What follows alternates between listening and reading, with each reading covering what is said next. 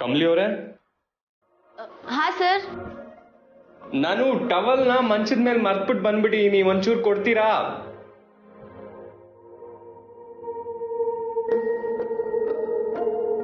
ಇಲ್ಲ ಸರ್, ಆಗಕ್ಕಿಲ್ಲ, ನಾನ್ ಕೊಡಕ್ಕಿಲ್ಲ. ಕಮಲಿ ಅವರೇ, ಪ್ಲೀಸ್ ಕಮಲಿ ಅವರೇ, ಅರ್ಥ ಮಾಡ್ಕೊಳ್ಳಿ. ಬೇಡ ಸರ್, ಬೇಡ. ನಾನ್ ಟವಲ್ ಕೊಡೋದು, ಆಮ್ಯಾಕೆ ನೀವು ನನ್ನ ಕೈ ಹಿಡ್ದು ಎಳಿಯೋದು, ನನ್ನ ಬಟ್ಟೆ ಎಲ್ಲ ಒದ್ದೆ ಆಗೋದು, ಇದ್ಯಾವುದು ಬೇಡ ಸರ್. ನನ್ನ ಕೈಲಿ ಮತ್ತೆ ಸ್ನಾನ ಮಾಡಕ್ ಆಗಕ್ಕಿಲ್ಲ, ನಂಗೆ ಬೇಕಾದಷ್ಟು ಕೆಲಸ ಐತೆ. ಅರೆ ಕಮಲಿ ಅವರೇ, ನಾನೀಗ ತುಂಬಾ ಒಳ್ಳೆ ಹುಡುಗ, ಹಾಗೆ ಮಾಡಲ್ಲ. ನೋಡಿ, ನೀವೇ ಸ್ವಲ್ಪ ಯೋಚನೆ ಮಾಡಿ. ಒದ್ದೆ ಮೈಯಲ್ಲಿ ನಾನು ಆಚೆ ಬಂದು ಟವಲ್ ತಗೊಳ್ಳೋದಕ್ಕಾಗತ್ತಾ? ಪ್ಲೀಸ್ ಕಮಲಿ ಅವರೇ. ತುಂಬಾ ನಡುಗ್ತಿದ್ದೀನಿ, ತುಂಬಾ ಚಳಿ ಆಗ್ತಿದೆ. ಪ್ಲೀಸ್ ಕಮಲಿ ಅವರೇ. ಕಮಲಿ ಅವರೇ, ನೀವು ಟವಲ್ ಕೊಡ್ತೀರಾ ಅಥವಾ ನಾನು ಹೀಗೆ ಹೊರಗಡೆ ಬಂದ್ಬಿಡ್ಲಾ? ಬೇಡ ಸರ್, ಕೊಡ್ತೀನಿ ರೀ.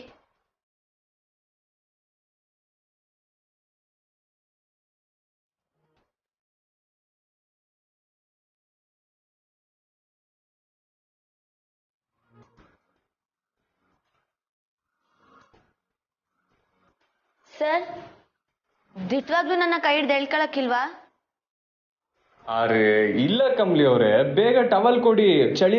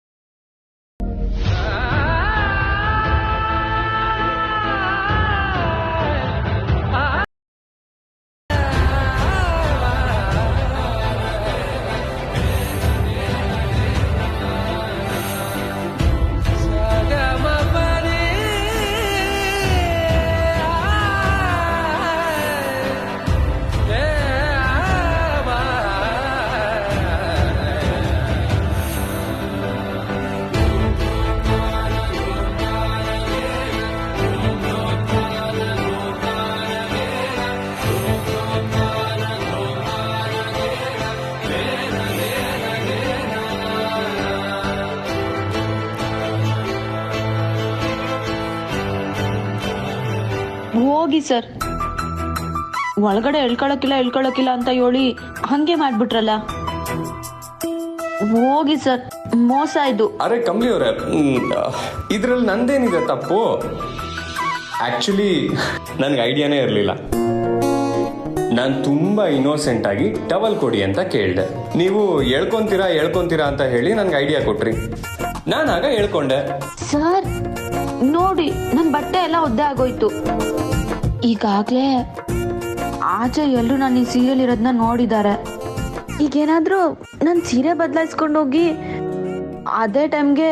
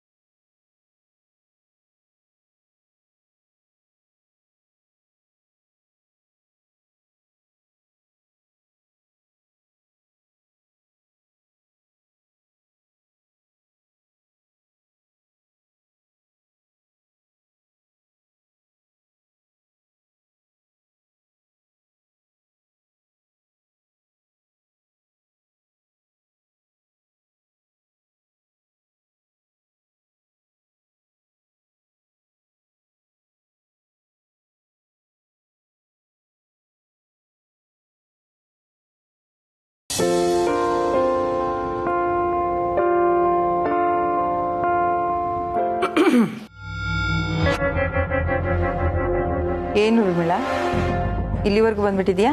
ಏನು ವಿಷಯ? ಒಂದು ಇಂಪಾರ್ಟೆಂಟ್ ವಿಷಯನ ನಿಮ್ಮ ಹತ್ರ ಡಿಸ್ಕಸ್ ಮಾಡಬೇಕಿತ್ತು, ಅದಕ್ಕೆ ಬಂದೆ. ಹೇಳು. ನಿಮ್ಮ ಮೊಮ್ಮಗಳು ಅಂಬಿ ವಾಪಸ್ ಬಂದಿದ್ದಾಳೆ.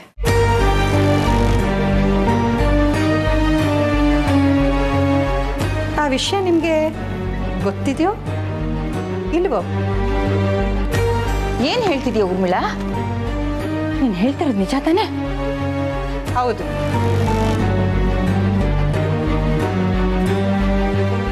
ನಾವೆಲ್ಲ ಅವಳು ತೀರ್ಕೊಂಡಿದ್ದಾಳೆ ಅಂತ ಅನ್ಕೊಂಡಿದ್ವಿ. ನೀನು ನಿಜ ಹೇಳ್ತಿದ್ಯಾ ತಾನೆ? ಅಯ್ಯೋ, ನಾನು ಯಾಕೆ ಸುಳ್ಳು ಹೇಳಿ ಅತ್ತೆ? ಈ ವಿಷಯ ನಿಮಗೆ ಗೊತ್ತಿಲ್ವೋ ಅಥವಾ ಗೊತ್ತಿದ್ದು ಸುಮ್ಮನಿದ್ದೀರೋ? ಅವಳು ಬದುಕಿದಾಳೆ ಅನ್ನೋ ವಿಷಯ ಕೇಳಿ ನನಗಂತೂ ತುಂಬಾನೇ ಖುಷಿ ಆಗ್ತಿದೆ. ದೇವರಿಗೆ ಎಷ್ಟು ಕೃತಜ್ಞತೆ ಹೇಳೋದು ಸಾಲದು. ಮೊಮ್ಮಗಳು ಬದುಕಿದಾಳೆ ಅಂತ ಗೊತ್ತಾದ ಮೇಲೂ ಮನೆ ಕರ್ಸೋದಿಲ್ವಾ ಅತ್ತೆ? ಕರೆಸ್ತೀನಿ, ಖಂಡಿತ ಕರೆಸ್ತೀನಿ. ಅವಳು ಈ ಮನೆ ಮೊಮ್ಮಗಳೇ. ಹೌದು ಅತ್ತೆ, ಅವಳು ಈ ಮನೆ ಮೊಮ್ಮಗಳು, ನಿಮ್ಮ ಮೊಮ್ಮಗಳು. ಅದು ಅಲ್ಲದೆ ಅವಳ ಜೀವಕ್ಕೆ ಅಪಾಯ ಇದೆ.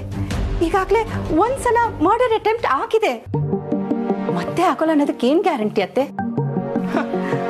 ಪಾಪ, ಅವಳನ್ನ ಒಂದ್ಸಲನೂ ಮನೆ ಕರೆಸಿ ಸತ್ಕಾರ ಮಾಡಿಲ್ಲ. ನೀವು ಅವಳ ಮೊಮ್ಮಗಳು ಅಂತ ಅವಳ ಮೇಲೆ ಪ್ರೀತಿನೇ ತೋರಿಸಿಲ್ವಲ್ಲ ಅತ್ತೆ? ಹೌದು ಉರ್ಮಿಳಾ, ನೀನು ಹೇಳ್ತಿರೋದು ನಿಜ.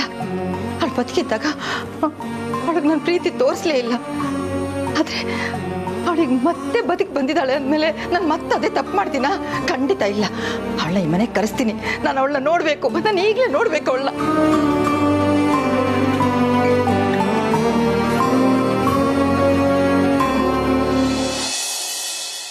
ಕಮಲಿ ಅವರೇ, ಏನ್ ಸರ್? ಇವತ್ತು ಆಚೆ ಹೋಗೋಣವಾ? ಹೇಗಿದ್ರು ಸಂಡೇ. ಆಚೆನಾ? ಹೇಗೂ ನಾಳೆಯಿಂದ ನೀವು ಬ್ಯುಸಿಯಾಗಿ ಹೋಗ್ತೀರಾ, ನಾನು ಬ್ಯುಸಿ ಇರ್ತೀನಿ. ನಮ್ಮಿಬ್ರಿಗೆ ಅಂತ ಟೈಮೇ ಸಿಗಲ್ಲಪ್ಪ. ಅದು ಅಲ್ಲದೆ ಮತ್ತೆ ನೀವು ಪ್ರಿನ್ಸಿಪಲ್ ಆಗೋ ಚಾನ್ಸ್ ಸಿಕ್ಕಿದೆ. ಇದನ್ನ ನಾವು ಸೆಲೆಬ್ರೇಟ್ ಮಾಡಲೇಬೇಕಲ್ವಾ? ಅದಕ್ಕೆ ಆಚೆ ಹೋಗೋಣ. ಸರ್, ನಂಗೂ ನಿಮ್ಮ ಜೊತೆ ಆಚೆ ಹೋಗ್ಬೇಕು ಅಂತ ಆಸೆನೆಯ. ಆದರೆ ರಚನಾ ಮನೆಯಾಗ ಒಬ್ಳೇ ಇರ್ತಾಳೆ ಸರ್. ಇಂಥ ಟೈಮ್ನಾಗೆ ನಾವು ಆಚೆ ಹೋಗೋದು ಸರಿ ಕಾಣಿಸೋಕ್ಕಿಲ್ಲ ಸರ್. ನನಗೂ ಆ ಯೋಚನೆ ಬಂತು, ಆದರೆ ನಿಮ್ಮ ಜೊತೆ ಆಚೆ ಹೋಗಬೇಕು ಅಂತ ಅನ್ನಿಸ್ತದ. ಏನು ಮಾಡಬೇಕು ಅಂತಲೇ ಗೊತ್ತಾಗ್ತಿಲ್ಲ. ಹಾಂ, ನೀವು ಹೋಗಿ ಅಮ್ಮನ ಹತ್ರ ಕೇಳ್ತೀರಾ? ಅಯ್ಯಯ್ಯೋ, ನಾನು ಕೇಳೋಕ್ಕಿಲ್ಲ ಸರ್. ಬೇಕಾದ್ರೆ ನೀವೇ ಕೇಳಿ. ಸರಿ ಬಿಡಿ, ನನಗೆ ತಾನೇ ನಿಮ್ಮ ಜೊತೆ ಆಚೆ ಹೋಗಬೇಕು ಅಂತ ಅನ್ನಿಸ್ತಿರೋದು. ನಾನೇ ಕೇಳ್ತೀನಿ, ಬನ್ನಿ.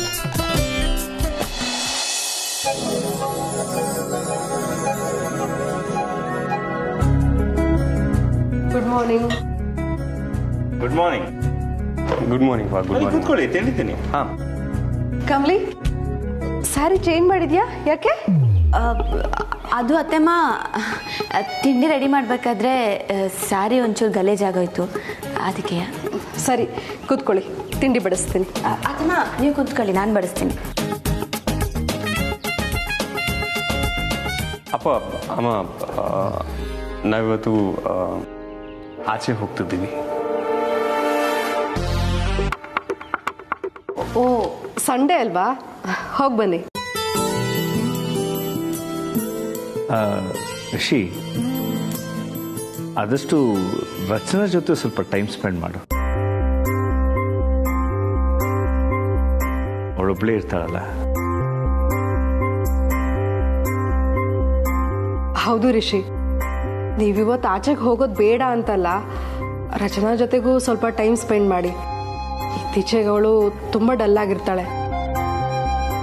ಅದನ್ನು ನನ್ನ ಕೈಲಿ ನೋಡೋದಕ್ಕಾಗಲ್ಲ, ಕಷ್ಟ ಆಗತ್ತೆ. ನೀವಾದರೂ ಅವಳ ಜೊತೆಗಿದ್ರೆ ಅವಳು ಸ್ವಲ್ಪ ಸುಧಾರಿಸ್ತಾಳೆ ಅಂತ. ಹೌದಮ್ಮ, ನಾನು ಅದನ್ನೇ ಯೋಚನೆ ಮಾಡಿದ್ದೆ. ನಮ್ಮ ಜೊತೆನೇ ರಚನನ್ನು ಕರ್ಕೊಂಡು ಹೋಗ್ತೀವಿ. ಹ್ಞೂ ಸರ್, ಹಂಗೆ ಮಾಡಮ್ಮ. ಏನು ಬೇಡ, ನಾನು ಎಲ್ಗೂ ಬರಲ್ಲ.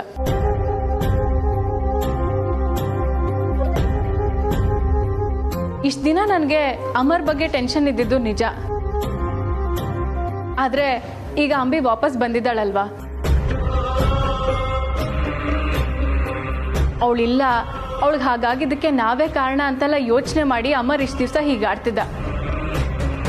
ಈಗ ಅಂಬಿ ನೋಡಿದ ಮೇಲೆ ಅವ್ನು ಎಲ್ಲ ಮರೆತು ವಾಪಸ್ ನನ್ನ ಹತ್ರ ಬಂದೇ ಬರ್ತಾನೆ. ಆ ನಂಬಿಕೆ ನನಗಿದೆ. ನಾನು ಬೇಜಾರಲ್ಲಿದ್ದೀನಿ ಅಂತ ದಯವಿಟ್ಟು ನೀವು ಯಾರೂ ಫೀಲ್ ಮಾಡ್ಕೊಂಬೇಡಿ. ಅಣ್ಣ ಅದಕ್ಕೆ ನೀವು ಜಾಲಿಯಾಗಿ ಹೋಗ್ಬಿಟ್ಟು ಬನ್ನಿ. ನನ್ನ ಲೈಫ್ ಸರಿ ಹೋಗಲಿ ಅಂತ ನೀವು ಏನೆಲ್ಲ ಕಷ್ಟಪಟ್ಟಿದ್ದೀರಾ ಅಂತ ನನಗೆ ಚೆನ್ನಾಗಿ ಗೊತ್ತು. ಆದರೆ ಇದ್ರ ಮಧ್ಯದಲ್ಲಿ ನಿಮ್ಮದು ಒಂದು ಲೈಫ್ ಇದೆ ಅನ್ನೋದನ್ನೇ ನೀವು ಮರ್ತು ಬಿಟ್ಟಿದ್ದೀರಾ. ಎಷ್ಟು ದಿನ ಆದಮೇಲೆ ಇವತ್ತಾದರೂ ನೀವಿಬ್ರು ಹೊರಗೆ ಹೋಗ್ತಿದ್ದೀರಾ ಅನ್ನೋ ವಿಷಯ ಕೇಳಿ ನಂಗೆ ತುಂಬಾ ಖುಷಿ ಆಯಿತು. ಏನು ಯೋಚನೆ ಮಾಡಿದೆ, ಆರಾಮಾಗಿ ಹೊರಗಡೆ ಹೋಗ್ಬಿಟ್ಟು ಬನ್ನಿ. ಥ್ಯಾಂಕ್ಸ್ ರಚನಾ. ಅಣ್ಣ ಥ್ಯಾಂಕ್ಸ್ ಅಲ್ಲ ಯಾಕೋ, ಅಲ್ಲ ನಾನೇ ಇಷ್ಟು ನಗ್ನಾಗ್ತಾ ಇದ್ದೀನಿ, ನೀವು ಯಾಕೆ ಮುಖ ಇಷ್ಟು ಸಪ್ಪೆ ಮಾಡ್ಕೊಂಡಿದ್ದೀರಾ? ಬನ್ನಿ ಎಲ್ಲರೂ ನಗ್ನಾಗ್ತಾ ಆರಾಮಾಗಿ ತಿಂಡಿ ಮಾಡೋಣ. ಬಾ ಅಣ್ಣ ಕೂತ್ಕೋ.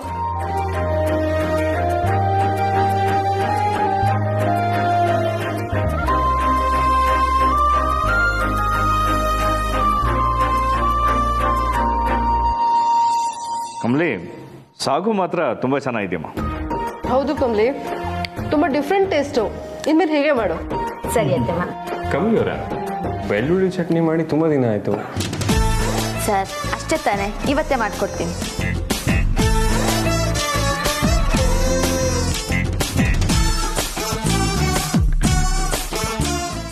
ಅಯ್ಯೋ ಅತ್ತೆ, ನೋಡ್ಬೇಕು ಅಂತಿದ್ದೀರಾ, ಕರೆಸ್ತೀನಿ ಅಂತಿದ್ದೀರಾ, ಮತ್ತೆ ಈಗಲೇ ಫೋನ್ ಮಾಡಿ ಮಾಡಿ ಅತ್ತೆ. ಮಾಡ್ತೀನಿ.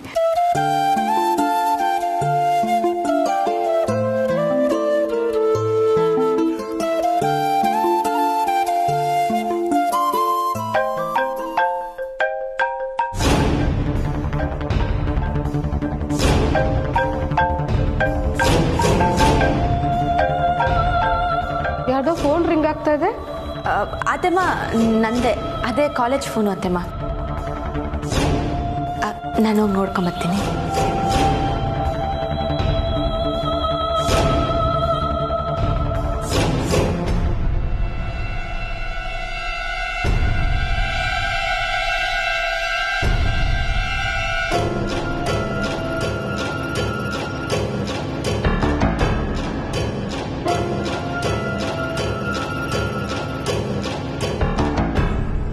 ಯಾವ್ದಿದ್ ನಂಬರು? ಇದು ಅಜ್ಜಿ ನಂಬರ್ ಅಲ್ವಾ? ಅಜ್ಜಿ ಯಾಕೆ ಫೋನ್ ಮಾಡ್ತವ್ರೆ? ಹಲೋ, ಯಾರು? ಅಂಬಿ, ನಾನಮ್ಮ ನಿನ್ನ ಅಜ್ಜಿ ಮಾತಾಡ್ತಾ ಇದ್ದೀನಿ. ಹೋ, ಏನು ವಿಷಯ? ಅಂಬಿ, ನೀನು ಮತ್ತೆ ವಾಪಸ್ ಬಂದಿದ್ದೀಯ ಅನ್ನೋ ವಿಚಾರ ಕೇಳಿ ನನಗಂತೂ ತುಂಬಾ ಖುಷಿ ಆಯಿತು. ನೀನು ನಮ್ಮಿಂದ ದೂರ ಆಗ್ಬಿಟ್ಟೆ ಅಂತ ನಮಗೆಲ್ಲ ಬೇಜಾರಾಗಿತ್ತಮ್ಮ. ಆದರೆ ಆ ದೇವ್ರ ದುಡ್ಡವನು ನಿನ್ನ ವಾಪಸ್ ಕರ್ಸ್ಕೊಟ್ಬಿಟ್ಟ. ಗೌರಿ ನಮ್ಮಿಂದ ನಿನ್ನ ವಿಷಯನ ಮುಚ್ಚಿಟ್ಟಿದ್ಲಮ್ಮ. ನನ್ನ ಕಮಲಿ ಒಬ್ಬಳೇ ಮೊಮ್ಮಗಳು ಅಂತ ಅನ್ಕೊಂಡಿದ್ದೆ. ಆದರೆ ನೀನು ನನ್ನ ಮೊಮ್ಮಗಳೇ ಅಂತ ನನಗೆ ಆಮೇಲೆ ವಿಚಾರ ಗೊತ್ತಾಯಿತು. ನೀನಿಲ್ಲಿದ್ದಾಗ ನೀನು ಯಾರು ಅಂತ ಗೊತ್ತೇ ಆಗಲಿಲ್ಲ. ಆದರೆ ನಮಗೆ ಗೊತ್ತಾಗೋ ಅಷ್ಟರಲ್ಲಿ ನೀನಿರಲಿಲ್ಲ.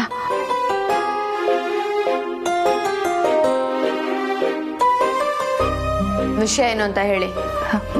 ಏನಿಲ್ಲಮ್ಮ, ನಿನಗೆ ತಾಯಿ ಪ್ರೀತಿನೂ ಸಿಗ್ಲಿಲ್ಲ, ತಂದೆ ಪ್ರೀತಿನೂ ಸಿಗ್ಲಿಲ್ಲ. ಮನೆಯವರು ಅಂತ ನಾವೆಲ್ಲ ಇದ್ರೂ ನೀನು ಅನಾಥಿಯಾಗೆ ಬೆಳೆದೆ.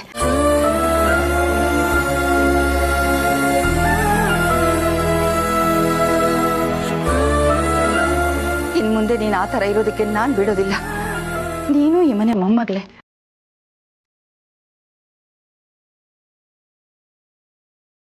ನೀ ನನ್ನ ಕಣ್ಣೆದುರುಗಡೆ ಇರ್ಬೇಕಮ್ಮ.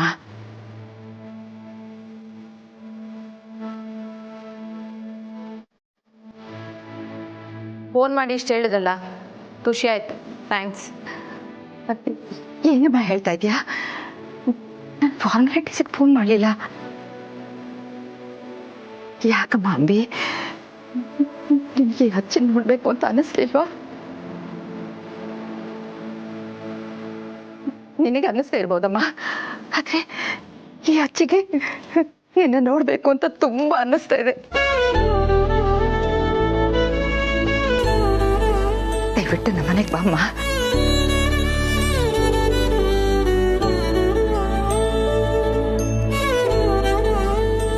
ನೋಡಿ, ನಂಗೆ ಈ ಥರ ಸೆಂಟಿಮೆಂಟ್ ಎಲ್ಲ ಇಷ್ಟ ಆಗಲ್ಲ. ನನಗೆ ಮನೆಗೆಲ್ಲ ಬರೋಕ್ಕಾಗಲ್ಲ, ನಂಗೆ ಬೇರೆ ಕೆಲಸ ಇದೆ. ಅಯ್ಯೋ, ಹಾಗೆ ಹೇಳ್ಬೇಡಮ್ಮ. ನನಗೋಸ್ಕರನಾದ್ರೂ ಒಂದ್ಸಲ ಬಾರಮ್ಮ.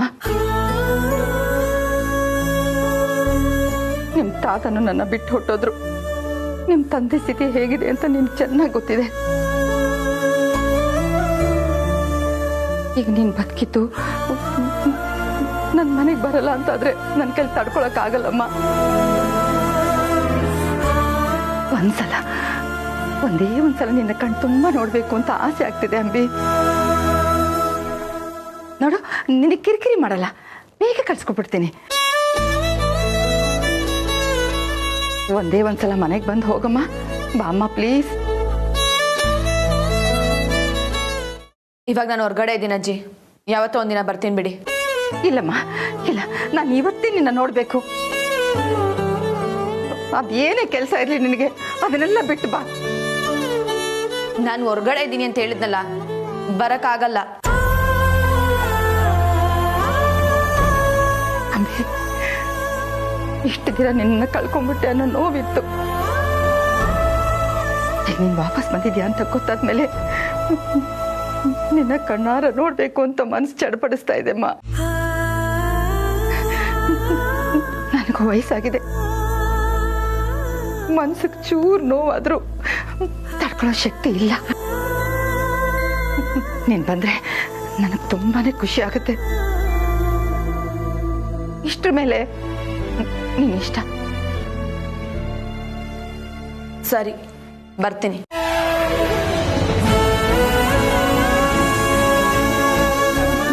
ಜಾಣೆ ಜಾಣೆ ನನ್ನ ಮೊಮ್ಮಗಳು.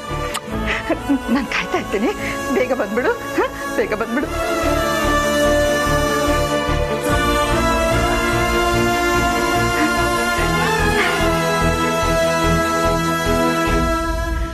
ಉರ್ಮಿಳಾ, ಅಂಬಿ ಬರ್ತಾಳಂತೆ.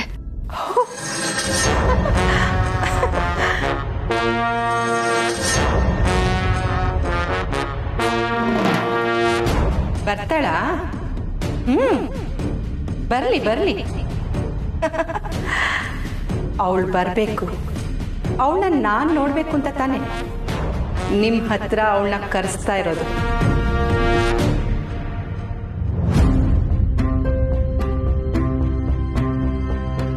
ಕಮಲಿಯವರ, ಯಾರು ಕಾಲ್ ಮಾಡಿದ್ದು? ಏನಾಯ್ತು? ಸರ್, ಅಜ್ಜಿ ಫೋನ್ ಮಾಡಿದ್ರು. ನಾನೇ ಅಂಬಿ ಅನ್ಕೊಂಡು ಮನೆಗೆ ಬಾ ಅಂತ ಕರಿತಿದ್ದಾರೆ ಸರ್.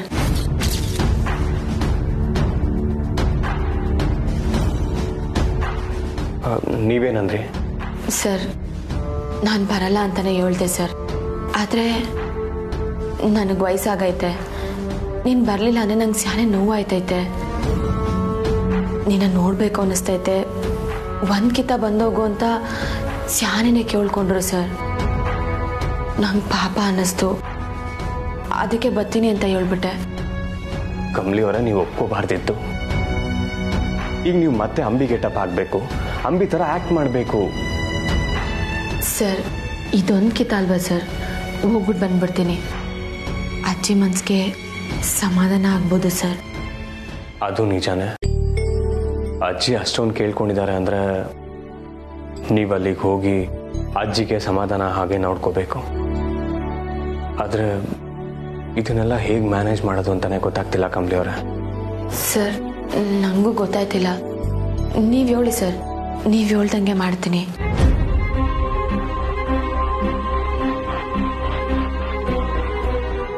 ಕಮಲಿಯವರ, ನಾವು ಹೇಗಿದ್ರು ಆಚೆ ಹೋಗ್ತೀವಿ ಅಂತ ಮನೆಯವ್ರಿಗೆ ಹೇಳಿದ್ದೀವಲ್ಲ, ನೀವು ಅಂಬಿ ಡ್ರೆಸ್ನ ಪ್ಯಾಕ್ ಮಾಡ್ಕೊಳ್ಳಿ, ಮನೆಯಿಂದ ಹೊರಗಡೆ ಹೋಗೋಣ. ಆಚೆ ಎಲ್ಲಾದರೂ ಡ್ರೆಸ್ ಚೇಂಜ್ ಮಾಡಿಕೊಂಡು ನೀವು ಅಜ್ಜಿ ಮನೆಗೆ ಹೋಗಿ, ಓಕೆನಾ? ಸರಿ ಸರ್, ನಾನು ಈಗಲೇ ಅಂಬಿ ಡ್ರೆಸ್ನೆಲ್ಲ ಪ್ಯಾಕ್ ಮಾಡ್ಕೊಂಬರ್ತೀನಿ.